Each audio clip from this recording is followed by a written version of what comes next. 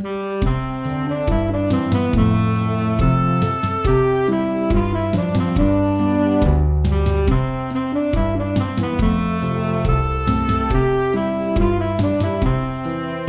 have faithfully followed lockdown advice from day one, despite hearing several leading politicians and people in power ignoring their own instructions. When Scotland started in Phase 1 of its roadmap to recovery, I was delighted when our First Minister stated that outdoor pursuits, including watersports, could now begin. She made it clear we were not to travel to popular beauty spots, but to use common sense where to go, advising travelling 5 miles only by car, although this was not breaking the law if going further. Common sense told me that the beaches of Scotland would be crowded, as the forecast was for the hottest spell of the year so far. Common sense told me to travel a bit further than 5 miles to reach a loch where I knew I could park up in a layby in the middle of nowhere, where there would be no other people. I confess, I did use a little Dominic Cummings common sense, thinking I better take a tent in case I was too tired after a day's boating to drive safely home. Common sense indicated that Loch Awe would suit my boating requirements perfectly. And last, common sense also told me to go with Gordon, my regular boating buddy, to have a wingman for safety reasons only. It was 8 in the morning on what proved to be the hottest day of the year so far. We had both brought lightweight 6 horsepower outboards, as it's a hard haul down a steep banking to get to the water's edge, but that certainly didn't deter us as we were both very excited to be back in the water.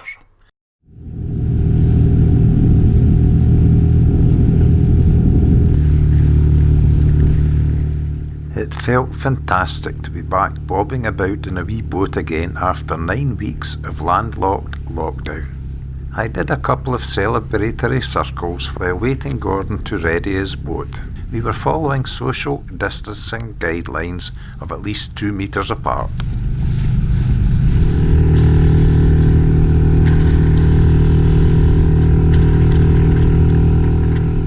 And it didn't take Gordon long to follow me out into the beautiful blue water of this freshwater loch. We were heading for foray for breakfast and to film its ruined castle. Although we were both carrying camping gear and beer, the boats were still light enough to keep in the plane with our 6 horsepower outboards. And soon we were both scoffing sandwiches on this little island in the middle of a truly awesome loch.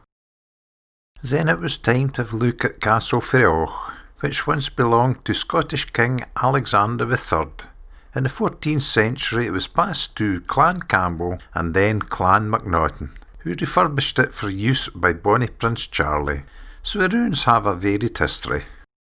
Entering the castle, I was not only surprised but delighted to catch a glimpse of a pair of barn owls.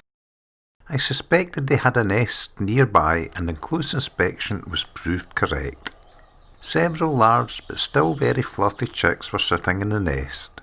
I beat a hasty retreat so as not to disturb the parents too much. I must say, it really made my day seeing such a rare sight. Then we clambered back in the boats and left the island to the owls and headed south down this awesome loch.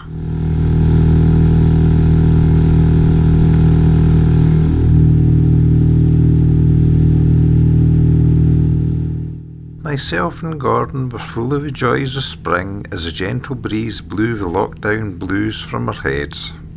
It was lovely seeing the world so verdant green and blue again.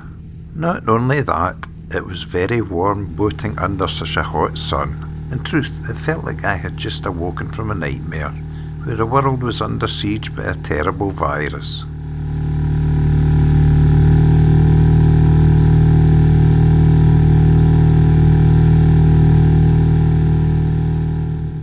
I pulled over to have a good gawk at one of the old piers of the past. Loch Awe once had a busy boating history where 2 boats cruised the waters. That is now a thing of the past.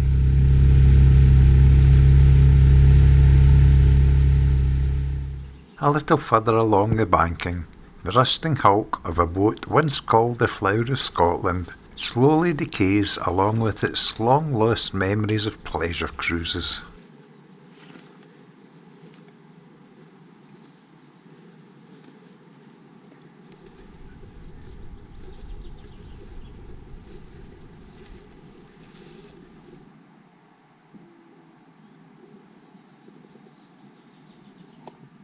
Although the boats and piers are rotting away, the loch is still as fresh as the last day it rained. And I too felt the freshness of the freedom of this vast open space, which seems to have forgotten what humans were like before the virus took the freedom away.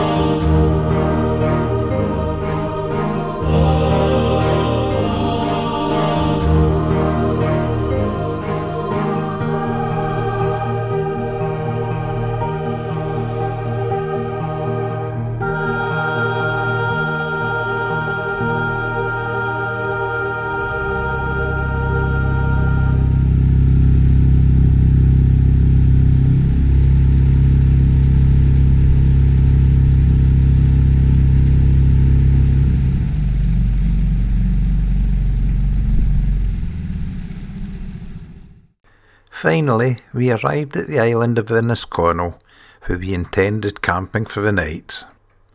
It was hard to believe that I had left my house early in the morning, and it was now mid-afternoon, and apart from Gordon, I had not seen another single person all day. In my mind, that's what our First Minister intended with their lockdown rules. The ones who risked spreading the virus were standing in busy queues outside open shops, or packed onto sunny beaches. Of course, you can choose to disagree. That is your prerogative, After all, it is still a free country. In part 2 of Doing the Dom in Loch Awe, we explore Innisconnell Castle before heading further down the loch. I hope you've enjoyed the video. Thanks for watching.